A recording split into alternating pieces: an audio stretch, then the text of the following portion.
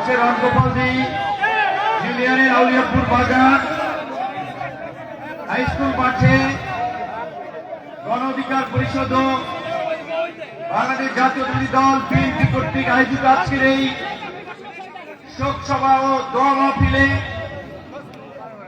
ইতিমধ্যেই বক্তব্য রেখেছেন বিএনপি ও গণ অধিকার পরিষদের 10 উপজেলা ও বিভিন্ন ইউনিয়নের নেতৃবৃন্দ। আপনারা জানেন যে আমরা আজকে ঢাকা থেকে এসেছি শুধু আপনাদের এই প্রোগ্রামে জয়েন করার জন্য। দুপুরবেলা না খেয়ে সরাসরি আপনাদের প্রোগ্রামের স্থলে চলে এসেছি। রাস্তার পাশে অনেকেই দাঁড়িয়ে হাত মেলাতে চেয়েছে, কথা বলতে চেয়েছে। আপনারা অনেকক্ষণ মাঠের মধ্যে বসে আছেন সেই বিকাল থেকে। সেই অনুভূতির জায়গা থেকে যত দ্রুত সম্ভব চেষ্টা করেছে আগে আপনাদের মাঝে হাজির হওয়ার জন্য। আপনারা আমার সালাম গ্রহণ করবেন। আসসালামু আলাইকুম। প্রিয় ভাইরা, বোনেরা, আমাদের বক্তব্য এই মাইকের যতখানি যাচ্ছে যারা শুনছেন সবাইকে দুটো কথা বলতে চাই। যেহেতু অনেক রাত্র হয়েছে, বেশি কথা দীর্ঘায়িত করব না। আমার সাথে অনেক নেতৃবৃন্দ ঢাকা থেকে এসেছেন, তাদের আগ্রহ তার অন্তত বক্তব্য রাখবেন। মাহবুব ভাই রেডি ছিলেন, কিন্তু অনেকক্ষণ আপনারা মাঝে বসে আছেন, কষ্ট করছেন, তাই বক্তার তালিকা সংক্ষিপ্ত করেছে। আমি আসার পরেও আর অনেক সিনিয়র নেতৃবৃন্দ ছিল, ইতিমধ্যে বক্তব্য রেখেছেন। ঢাকা বিশ্ববিদ্যালয়ের টুকর ছাত্র নেতা, আন্দোলন সংগ্রামে জীবন বাজি রেখে লড়াই করেছেন ইখতিয়ার কবির ভাই। গলাচিপা 10 মিনার এই জনপদে বিএনপিকে টিকিয়ে রেখেছেন, বিএনপিকে ধরে রাখার জন্য সংগ্রাম করেছেন। আলহাজ শাহজাহান খান সাহেবের পুত্র শিবলু খান বক্তব্য রেখেছেন।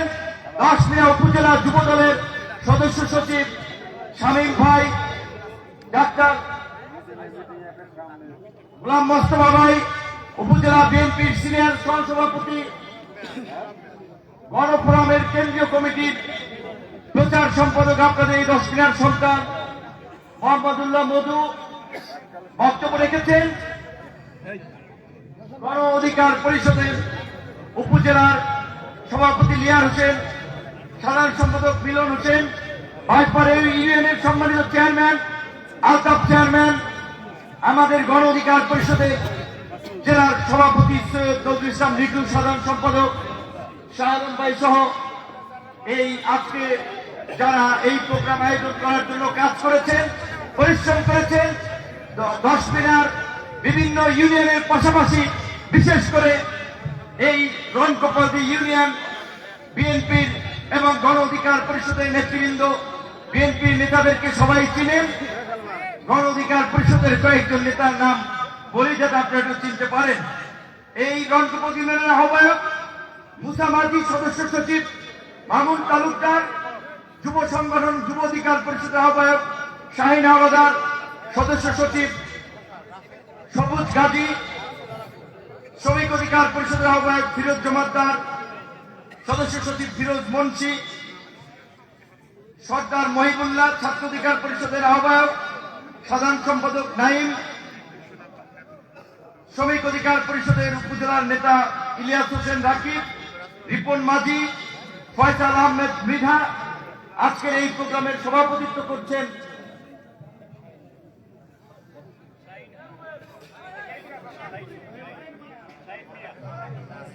বিএনপির সিনিয়র সহসভাপতি জনাব শাহিন মিয়া। এছাড়া অনেকের নাম বলতে পারি নাই, নাম বললে আরো 5 মিনিট লাগবে। সবাই ক্ষমা সুন্দর দৃষ্টিতে দেখবেন। মানুষকে আর কষ্ট দেওয়া বোধহয় ঠিক হবে না।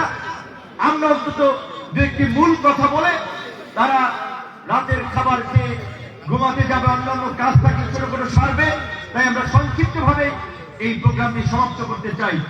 প্রথমে আমরা গভীর শ্রদ্ধার সাথে স্মরণ করি আজকে যার জন্য এই দোয়া মাহফিল, বাংলাদেশের সাবেক প্রধানমন্ত্রী, জনপ্রিয় নেত্রী বেগম খালেদা জিয়া, যিনি নির্বাচনে দাঁড়িয়ে কখনোই হারেননি, একজন নারী হয়েও দেশের গণতন্ত্র মানবাধিকারের জন্য সংগ্রাম করেছেন। নারী শিক্ষাকে আমাদের কয়েকজন বলে রাখেন, তারা জানেন স্কুলে যে উপবৃত্তি, এটা 90-এর বিজয় লাভের পরে 91-এর সরকার গঠন করে খালেদা জিয়া করেছিলেন।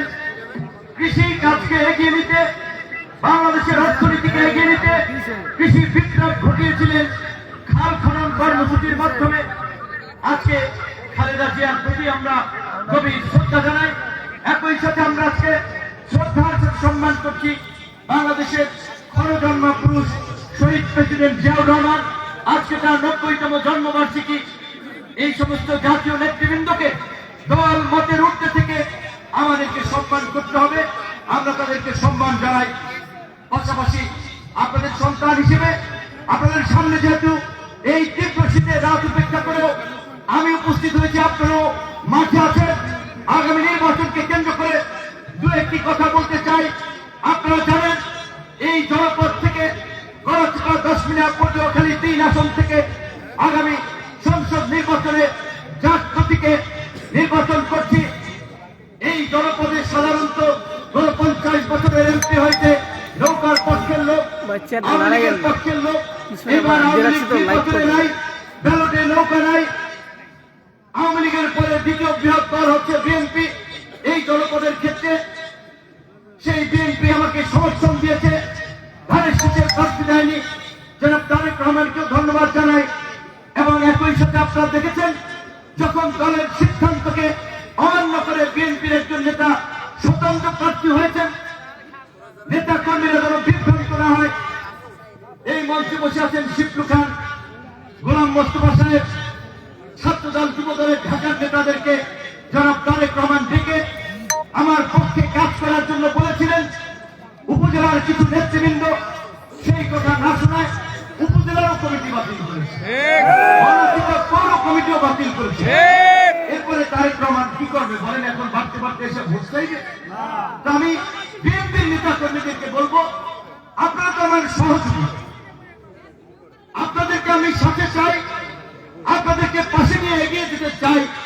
আপনারা কারো দ্বারা বিভ্রান্ত হয়ে, পথভ্রষ্ট হয়ে আপনাদের দলের বিরুদ্ধে গিয়ে দলের আদর্শ পরিপন্থী, নির্দিষ্ট পরিপন্থী কর্মকাণ্ড এইটা করা বোধহয় ঠিক হবে না।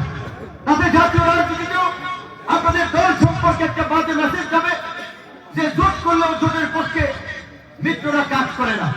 তো আমাদের আরেকজন সংগ্রামী বঞ্চিত ছাত্র দলের নেতা আবুল বাশার ভাই যেটা বলেছেন যে আস্তে আস্তে মঞ্চ এবং মাঠ সাধারণ জনগণের মতো, অন্যান্য দলের নেতা কর্মীদের মতো বিএনপির নেতা কর্মীদের উপস্থিতিতেও পরিপূর্ণ হয়ে যাবে।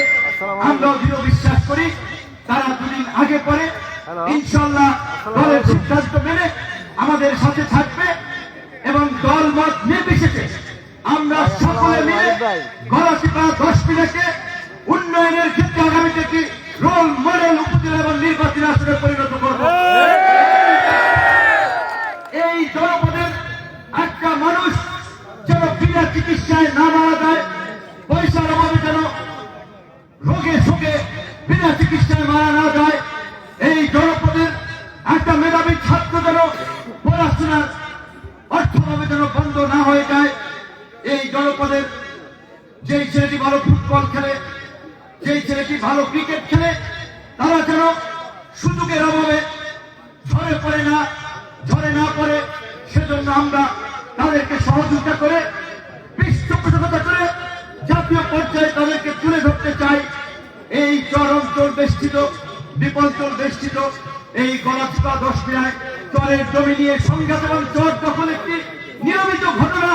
আমি আপনাদেরকে বলতে চাই, আশ্বস্ত করতে চাই, আগামীতে এই চরের জমি, চরের নিরীহ অসহায় কৃষকদেরকে আমরা স্থায়ী বন্দোবস্ত দেওয়ার মধ্য দিয়ে এই চরের রাজনীতিবিদদের উৎপাদ আমরা বন্ধ করবো। আপনারা জানেন এই চর কারা দখল করেছে? একজনের জমি 3 জনের কাছে বেঁচেছে, সেই টাকা দিয়ে এখন ফুটপাট করছে, দলের বিরুদ্ধে গিয়ে সমাবেশ করছে,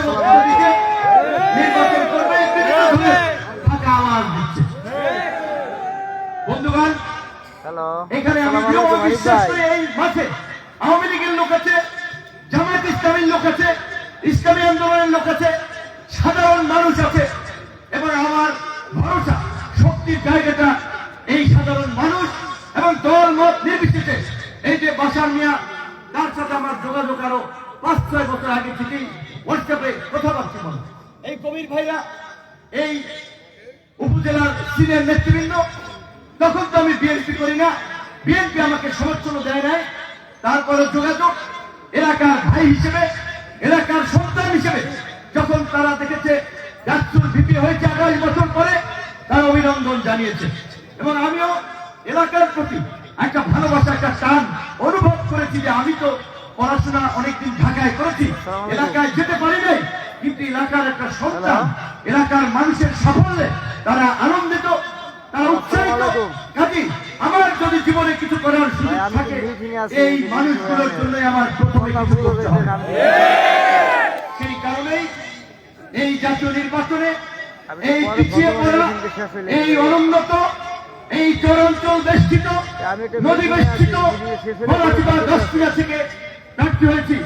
পরিষ্কার ভাবেই আমি বারবার বলছি যে আমার সাথে আমার বিএনপি অন্য দলের ভাইরা যারা কাজ করছেন আছেন, তাদের প্রতি আমার কৃতজ্ঞতা, তাদের কাছে আমি ঋণী। আমার যদি সুযোগ হয় ভবিষ্যতে তাদের এই ঋণের প্রতিদান দেওয়ার চেষ্টা করব, কিন্তু না দিতে পারলে আমাকে মাফ করবেন। কিন্তু একটা কথা আজকে আপনাদের উপস্থিতি বলে যায়, বাবা মাকে যদি কেউ অপমানিত হতে দেখে, সেটা কিন্তু সহ্য করার মতো না। এমনি ভাবে নিজের স্ত্রীকেও যদি কেউ অপমানিত হতে দেখে, সেটা কিন্তু সহ্য করার মতো নয়। আমি আপনাদেরকে বলছি, আমরা বারবার বলছি, এই জনপদে আওয়ামী লীগ, বিএনপি, জামাত, চরমরাই কোন রাজনৈতিক বিভাজন নয়। আমরা ঐক্য এবং সম্প্রীতির মধ্য দিয়ে একটা নতুন সমাজ এবং এই গণতন্ত্র দশদিনা বিনির্মাণ করতে চাই। আমি গত 7 বছরে অনেকের দ্বারা আহত হয়েছি, রক্তাক্ত হয়েছি, আমার পরিবার অপমানিত হয়েছে, কিন্তু গত 1.5 বছরে আপনারা দেখবেন কোন মানুষকে কটু কথা বলি নাই, হুমকি দেয় নাই, লাঞ্ছিত করি নাই, বারবার বলছি ক্ষমা করে দিয়েছি। কিন্তু আজকে আমার স্ত্রী আমখোলা প্রাইমারি স্কুলে গিয়েছেন, তিনি একজন স্কুলের শিক্ষিকা, তিনি গিয়েছেন তার কলিগ টিচারদের, তার নানা বাড়ি আমখোলা, আমার নানা শ্বশুর, যে মুসুরি কাছে সুরিশ বলে ওইটার পাশে, ওইখানে আমার নানা ওই শ্বশুর বাড়ির আত্মীয় স্বজন। সেইখানে আপনাদেরকে একটা ভিডিও দেখানো হয়েছে যে স্কুলের শিক্ষকদেরকেও নানান ভাবে শাসাচ্ছে, এমনকি আমার স্ত্রীকেও নানান ধরনের বাজে কথা বলেছে। এখন বলেন, আপনাদের জন্য নির্বাচন করতে এসে, আপনাদের জন্য কাজ করতে এসে এখনো কি আমার পরিবার অপমানিত হবে?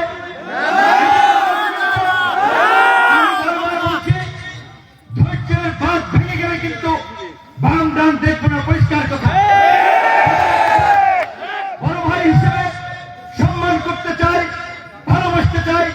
আপনি যেই পথে গেছেন, আপনার রাজনৈতিক ক্যারিয়ারের কবর রচনা করেছেন। আপনি বিএনপি করেন, বিএনপি করতে চান, তারেক রহমানের সিদ্ধান্ত মানেন না, এগুলো আমরা জানি না। 2 বার আপনাকে গুলশানে দেখেছে, আপনি তারেক রহমানের চেয়ে বড় নেতা হয়ে গেছেন, তারেক রহমানকে মানেন না। আবার খালেদা জিয়ার দোয়া মাহফিলের নামে রাজনৈতিক সমাবেশ করে আজকে শুনেছি চট্টগ্রামে পুলিশ এই অপকর্ম করতে দেয়নি। চট্টগ্রাম প্রশাসনকে ধন্যবাদ জানাই যে দল থেকে বহিষ্কৃত, দলের নিয়ম মানে না, নীতি মানে না, দলের নামে প্রোগ্রাম করে বেড়ায়। এই কথাগুলো আমাকে মাফ করবেন। আমি সর্বোচ্চ চেষ্টা করি, বারবার সিদ্ধান্ত নেই কারো সমালোচনা করবো না। এইখানে ইসলামী আন্দোলনের একজন প্রার্থী নির্বাচন করছে, তাকে নিয়ে আমি কোনো কথা বলেছি? জামায়াত ইসলামের একজন প্রার্থী নির্বাচন করছে, তাকে নিয়ে আমি কথা বলেছি? আওয়ামী লীগের লোকেরা আছে, কাউকে নিয়ে আমি কথা বলেছি? কাউকে হুমকি দিয়েছি? কারোকে একটা হয়রানি করি নাই। 2 বার নয়, অসংখ্যবার 2 উপজেলায় প্রশাসনের উদ্দেশ্যে দাঁড়িয়ে বলেছি, এই সমস্ত এলাকায় ওই ধরনের কোন রাজনৈতিক তৎপরতা নাই। কাজেই গণহারে সাধারণ মানুষকে আল্লাহর রাস্তায় আপনারা হয়রানি করবেন না। কারণ এলাকার মানুষ হিসেবে যখন গ্রেপ্তার করে সমস্যায় পড়ে আমাদের কাছে আসে, তখন আমাদের তাদের পাশে দাঁড়াতে হয়। কাজেই এলাকায় কোন রাজনৈতিক হয়রানি করবেন না। কিন্তু আপনারা দেখেছেন ইউনিয়ন পরিষদের মেম্বারদেরকে ডেকে 60,000 টাকা চাইছে, 50,000 টাকা পাইছে, টাকা দেয় নাই, পরের দিন ধরাইতে চাইতেছে, আগে ডাকুয়ার এক মেম্বারকে ধরাইছে। কারা ধরাইছে? এমনকি এই গণতন্ত্র 10 দিনায় অনেক ব্যবসায়ীকে দায়িত্ব নিয়ে বলছে আমরা নির্বাচন করব, টাকা পয়সা না দিলে ডেভিল হান্টকে দিয়ে দেবো, জেলে পয়সা মারবা, এলাকায় থাকতে পারবা না। কারা করছে এগুলো? আমার কোন লোকেরা করছে? আমার কোন ভাইরা করছে? মঞ্চের নেতৃবৃন্দ কেউ করে নাই, ভবিষ্যতেও করবে না। আমি আপনাদেরকে একটা কথা বলি, এখন আমি নির্বাচন করছি, কামার কুমার কৃষক শ্রমিক ধনী দরিদ্র আমার সবাইকে লাগবে, সবার কাছে আমার যেতে হবে। জনগণের আমাকে এক্সচেঞ্জের প্রয়োজন নাই, কারণ আমি জনগণের ভোট চাই, আমার প্রয়োজন আছে, তাই আমি জনগণের কাছে ছুটে যাচ্ছি। আমি জনগণকে কনভিন্স করছি, আমি জনগণের জন্য কি করতে চাই আমি সেটা বলছি। তাই আমার সাথে কারা আছে, কে আছে, আপনাদের অনেকের পছন্দ থাকতে পারে, অপছন্দ থাকতে পারে, কিন্তু আমি এইটুকু আশ্বস্ত করতে পারি, পরিষ্কার ভাবে যেটা বলেছি, আমরা এই গণতন্ত্র 10 মিনিটে আগামীতে ন্যায় এবং ইনসাফের একটা জনপদ প্রতিষ্ঠিত করতে চাই, যেন কোনো মানুষ অন্যায়ের শিকার না হয়, অধিকার বঞ্চিত না থাকে। এই যে কৃষকদের সরকারিভাবে বীজ দেওয়া হয়, সার দেওয়া হয়, কীটনাশক দেওয়া হয়, গরু দেওয়া হয়, জেলেদের চাল দেওয়া হয়, এগুলো বেশিরভাগ ক্ষেত্রেই প্রকৃত কৃষক কিংবা জেলেরা পায় না। তো আমি আপনাদেরকে আশ্বস্ত করতে পারি, এমপি হইবে না হই, আমাদের দৌড় বাংলাদেশের শেষ মাথা পর্যন্ত আছে। আমরা জনগণের জন্য কাজ করার মানসিকতা নিয়ে নেমেছি, আমি তো জনগণের পাশে থাকবো। সেই জায়গাতে এই কৃষকের সার বীজ কীটনাশক যেন কৃষক পায়, আমরা সেই স্বচ্ছতা নিশ্চিত করবো।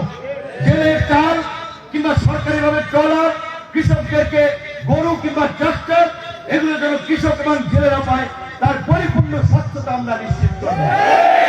বয়স্ক ভাতা, বিধবা ভাতা, এই ধরনের যে সরকারি বিভিন্ন সামাজিক সুরক্ষার প্রজেক্ট আছে, সেই সমস্ত প্রজেক্টগুলোতে প্রকৃত অর্থে সাধারণ মানুষ যারা সুবিধা পায়, আমরা সেটা নিশ্চিত করব।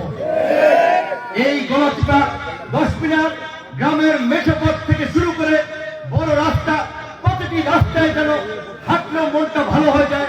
রাস্তার দুই পাশে ফুল গাছ লাগিয়ে, গাছ লাগিয়ে একটা সুন্দর পরিবেশ নির্মাণ করব। রাস্তাগুলোকে সুন্দরভাবে গড়ে তুলব, একটা রুচিশীলতার পরিচয়ের মধ্যে দিয়ে এই জনপদের মানুষের ঘুরতে আসবে। যখন অন্য এলাকা থেকে একটা মানুষ ঘুরতে আসবে, মানুষ মনে করবে না এই অঞ্চলের মানুষ রুচিশীল, সৌন্দর্যের পূজারী, পছন্দ করে সৌন্দর্য। কাজে এইভাবে আমরা এই জনপদকে মানুষের কাছে তুলে ধরতে চাই। আমাদের অনেক স্বপ্ন আছে, আকাঙ্ক্ষা আছে, আমি জানি না এটা পূরণ করতে পারবো কিনা, কারণ আজকে আস্তে আস্তে দেখছিলাম জামাতের কোন একটা জেলার আমির এই বক্তব্য দেওয়া অবস্থায় হৃদযন্ত্রের ক্রিয়া বন্ধ হয়ে মারা গিয়েছেন। তাহলে সিরিয়াল আমাদের কাজটা কখন আমরা কেউ বলতে পারি না। কাজে যে কোনো সময় চলে যেতে পারি মানুষ। তো এই মানুষ হিসেবে আমিও চেষ্টা করি, এবং আপনারা যারা আমার ডাকে এখানে এসেছেন, আমাদের কথা শোনার জন্য এসেছেন, আপনাদেরকেও বলবো মানুষের সাথে খারাপ ব্যবহার করবেন না, মানুষকে কষ্ট দিবেন না, মানুষের জন্য দুর্ভোগ সৃষ্টি করবেন না, ছোটখাটো বিষয় নিয়ে নিজেদের মধ্যে বিভেদে জড়াবেন না, সংঘাত সহিংসতায় জড়াবেন না। যে কোনো সময় যে কেউ আমরা দুনিয়া থেকে চলে যেতে পারি। আমরা দোয়া করি আল্লাহ আমাদের প্রত্যেককে যতদিন বেঁচে থাকি সুস্থ রাখুক, আমাদের প্রত্যেকের নেক হায়াত দান করুক, আমাদের প্রত্যেককে মানুষের কল্যাণের জন্য, এলাকার জন্য কাজ করার সুযোগ দেখ। সর্বশেষ আমি যে কথাটি বলে শেষ করতে চাই, অনেকেই বলছেন, ভাবছিলেন আমি বোধহয় ঢাকা থেকে নির্বাচন করব। এটা ঠিক যে আমাকে অনেকেই বলেছিল ঢাকায় নির্বাচন করেন আপনি, এমনকি আমার কিছু শুভাকাঙ্ক্ষী বলেছিল ঢাকায় আপনি নির্বাচন করেন, আপনার 1 টাকাও খরচ করতে হবে না। এখানেও এই যে প্রোগ্রাম হচ্ছে, মিছিল হচ্ছে, মিটিং হচ্ছে, আমি কাউকে পয়সা দেওয়া লাগতেছি না। সবাই উৎসাহ উদ্দীপনায় স্বতঃস্ফূর্ত ভাবে এই প্রোগ্রামগুলো সাকসেস করছে। তো আমি ঢাকা থেকে এলাকায় কেন এসেছি, পরিষ্কার কথাই বলেছি, ঢাকা শহর উন্নত। আমার মতো মানুষের ঢাকার রাস্তায় বালু একটা ইট না ফেলাইলেও হইবে, স্কুল কলেজ না করলেও হইবে, কারণ ওখানে পর্যাপ্ত আছে। কিন্তু আমার এই গ্রামে, এই পটুয়াখালী 10 মিনায় অনেক স্কুল আছে যার দিনের বেলায় স্কুলের রুম থেকে টিনের ছাদ দিয়ে সূর্য দেখা যায়, রাতের বেলায় চাঁদ দেখা যায়, দরজা কপাট ভাঙ্গা, সন্ধ্যার পরে গরু ছাগল স্কুলের রুমের মধ্যে দাঁড়িয়ে থাকে, একটু নোংরা পরিবেশ। বাচ্চারা ছেলেমেয়েরা পড়াশোনা করবে একটা ভালো পরিবেশে, মনটা ভালো থাকবে, পড়াশোনার মন বাড়বে। পরিষ্কার পরিচ্ছন্নতা ইমানের অঙ্গ। তো তাহলে আমাদের স্কুল কলেজগুলোতে এই ধরনের পরিবেশ বাসা বাড়িতে তৈরি করা দরকার আছে না? আমি চাই এই আমাদের তরুণদের জন্য, আমার ভাই বোনদের জন্য স্কুল কলেজের কিছু অবকাঠামোগত, কিছু স্পোর্টসের সামগ্রী, ভালো একটা খেলার মাঠ তৈরি করা, মানুষ যেন চিকিৎসা পায় হসপিটালগুলোতে, মানুষের জন্য একটা কর্ম থাকে। এই দক্ষিণাঞ্চলে যে কৃষি এবং মৎস্যের যে একটা ব্যাপক সম্ভাবনা, এইটাকে যদি সরকারি পর্যায়ে সমন্বয় করা যায়, এইখানে কৃষি বেস শিল্প কলকারখানা গড়ে তোলা যায়, তাহলে আমাদের মানুষকে ওই নারায়ণগঞ্জে ছুটতে হবে না, ওই ঢাকায় ছুটতে হবে না, ওই চট্টগ্রামে ছুটতে হবে না। ইনশাআল্লাহ সেই ধরনের মেগা প্ল্যান পরিকল্পনা আমাদের আছে। তাই আপনাদেরকে একটা কথাই বলবো, এখন পর্যন্ত তো আমরা আনুষ্ঠানিকভাবে প্রচার প্রচারণা চালাই নাই, শুরু করি নাই, ভোট চাওয়া শুরু করি নাই। আপনারা আজকে যারা মঞ্চে উপস্থিত হয়েছেন, আপনারা আমার আত্মীয় স্বজন হিসেবে, ভাই বন্ধু হিসেবে 22 তারিখের পর থেকে আপনারা পরবর্তী এই 18-20 দিন আপনারা একটু আমার জন্য কষ্ট করবেন, আপনারা একটু আমার জন্য মানুষের কাছে যাবেন। আমি আপনাদের প্রত্যেকের এই কষ্টের প্রতিদান ইনশাআল্লাহ দেব। এবং এলাকার জন্য প্রয়োজন, নিজের কথা নিজে বলতে চাই না, শুধু এইটুকু বলতে চাই, এই জনপদে বাসের মিয়া বিএনপির একজন সিনিয়র নেতা ছিলেন, প্রতিমন্ত্রী ছিলেন। বাসের মিয়ার সমকক্ষ নেতা কিন্তু এইখানে আসে না। তারপরে জাহাঙ্গীর ভাই এসেছিলেন, গোলাম মাওলা রনি ভাই মেধা বিচক্ষণতায় তিনি এই জনপদের জন্য কিছু কাজ করেছিলেন। আলহামদুলিল্লাহ, তাদের প্রতি সম্মান রেখেই বলছি, এই ছোট অল্প বয়সেও আমাদেরকে সেই অবস্থান এবং সম্মান আল্লাহ পাক দিয়েছে, তাতে তাদের যে কোনো অংশ আমাদের কম নয়। এখন আপনারা যদি আমার পাশে থাকেন, ইনশাআল্লাহ আমাদের এই পূর্বপুরুষদের সিনিয়র নেতাদের দেখানো পথে অসমাপ্ত কাজে আমরা এই গলাচিপা 10 মিনায় এগিয়ে নেওয়ার জন্য আমরা শুরু করতে চাই। এই জনপদকে আগামীতে বাংলাদেশের মানুষের মাঝে একটা রোল মডেল হিসেবে তুলে ধরতে চাই, কথাই নয় কাজেই আমরা তার প্রমাণ দিতে চাই। তাই আপনারা যদি আস্থা বিশ্বাস রাখেন, তাহলে আমরা সফল হব। আর 22 তারিখের পর আপনার আনুষ্ঠানিক প্রচার প্রচারণা প্রত্যেক ইউনিয়নে, ওয়ার্ডে আমাদের নির্বাচনী পরিচালনা কমিটি হবে, যারা আমাদের সাথে কাজ করবেন, আমাদের ইউনিয়ন ওয়ার্ডের দায়িত্বশীল নেতাদের সাথে যোগাযোগ করবেন। দল মত নির্বিশেষে সকলকে নিয়ে আমরা নির্বাচনী পরিচালনা কমিটি করব। শুধু বিএনপি এবং গণ অধিকার নয়, যারাই আমাদের সাথে কাজ করতে আসবে, দল মত নির্বিশেষে রাজনৈতিক অরাজনৈতিক সকলকে নিয়েই আমরা এই নির্বাচনী কর্মযজ্ঞ করতে চাই। আগামীতে গলাচিপা 10 মিনাকে এগিয়ে নিতে চাই। আপনাদের কাছে দোয়া চাই, আপনাদের কাছে ভালোবাসা চাই, আপনাদের পাশে থাকতে চাই। এবং আমি এইটুকুই বললাম, আমার সাথে যা হচ্ছে, কি ভাষায় ফেসবুকে গালিগালাজ করছে, কথা বলছে, এগুলো সুস্থ মানুষের লক্ষণ নয়। এবং আজকে আমার ওয়াইফের সাথে এই ধরনের ঔদ্ধত্য চাইলেই অনেক ব্যবস্থা নিতে পারি, কিন্তু আমরা সতর্ক করে বলছি, এইগুলো বন্ধ করে আপনার এলাকায় একটা ভয়ঙ্কর পরিবেশ সৃষ্টি করতে যাচ্ছেন, একটা চাষের রাজত্ব কায়েম করতে চাচ্ছেন, সেটা আমরা থাকতে হতে দিব না। এই জনপদে আমরা শান্তির জনপদে পরিণত করব।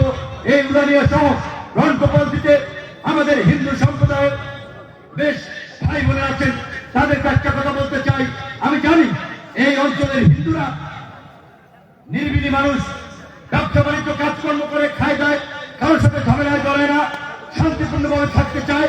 কিন্তু রাজনৈতিক পরিস্থিতির বদল হলে তারা একটা আতঙ্কে থাকে।